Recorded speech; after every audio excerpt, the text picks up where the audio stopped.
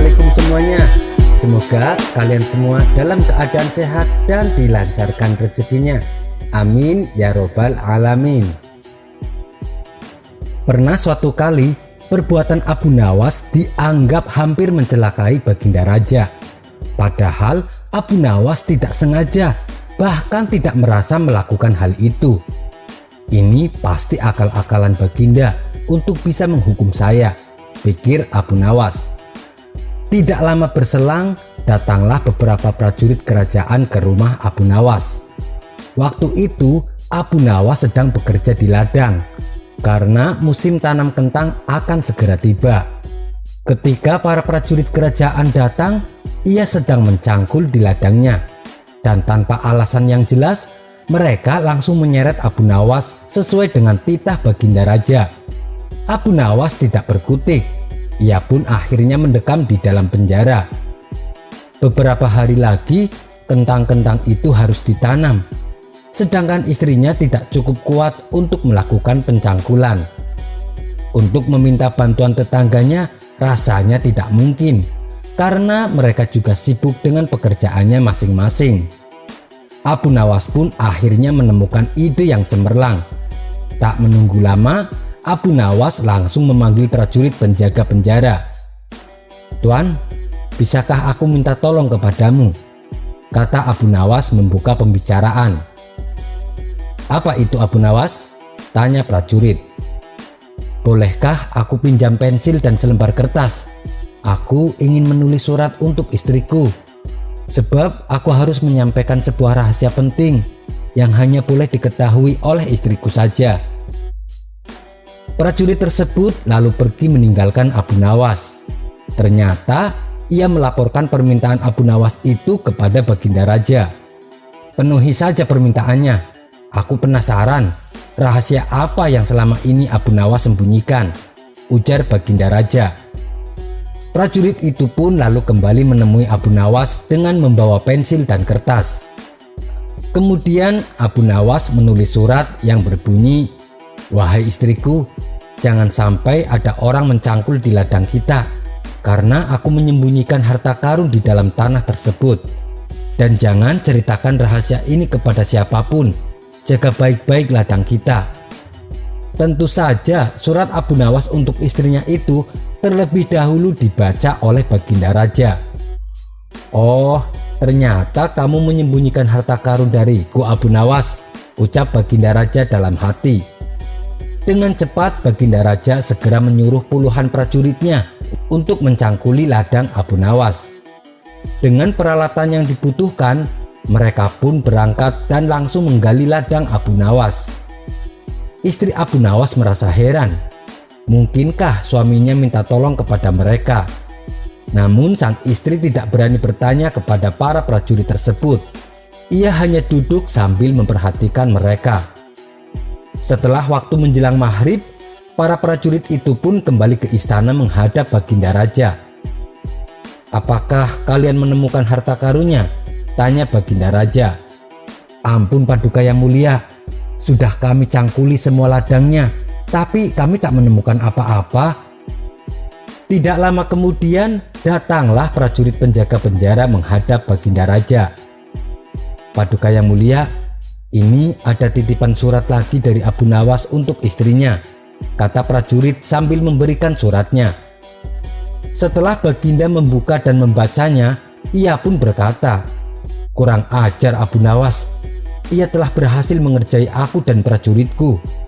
Ternyata isi surat keduanya itu berbunyi, "Wahai istriku, sekarang engkau bisa menanam kentang di ladang tanpa harus mencangkulnya." Karena tak ingin menanggung resiko yang lebih buruk, Baginda Raja pun lalu melepaskan kembali Abu Nawas.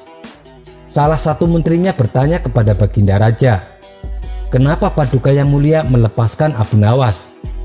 Baginda Raja menjawab, "Kalau dia terus dipenjara sampai musim panen tiba, nanti yang ada malah prajurit saya yang memanen kentangnya, sedangkan dia enak-enakan duduk di penjara sambil menikmati hasilnya. Karena aku yakin dia pasti punya banyak siasat cerdik untuk melakukannya," ujar Baginda Raja.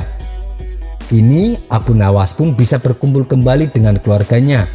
Tapi ia juga merasa khawatir karena sekarang Baginda sudah tidak lagi memakai perangkap untuk memenjarakan dirinya. Akan tetapi Baginda Raja langsung memenjarakannya.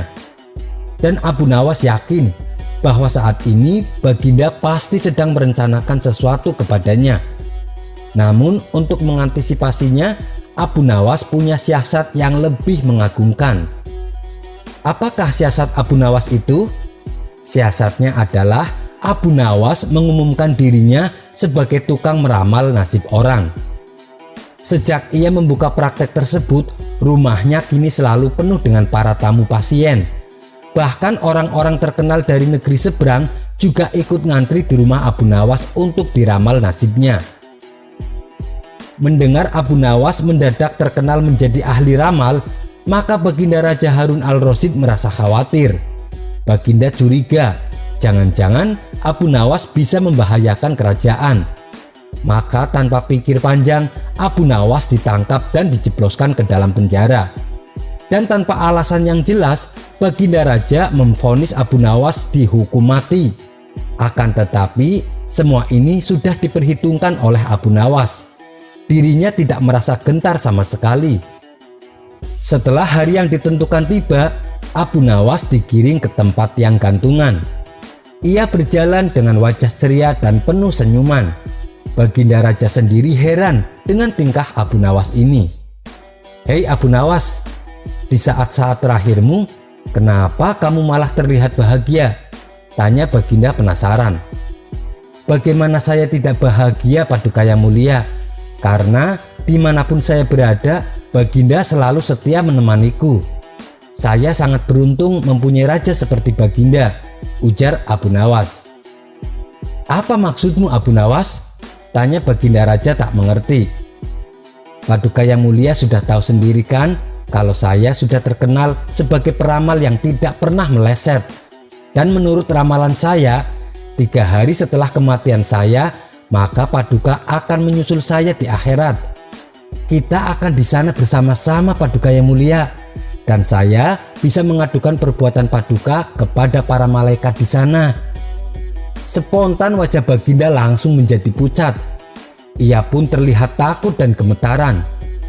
"Prajurit, segera lepaskan Abu Nawas. Bawa dia kembali ke dalam penjara," perintah Baginda Raja. Akhirnya Abu Nawas tidak jadi dihukum mati.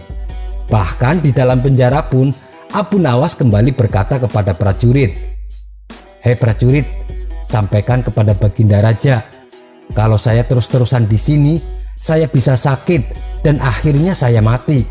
Itu artinya Baginda juga tidak lama lagi akan mati juga." Prajurit tersebut segera menyampaikan pesan Abu Nawas kepada Baginda Raja.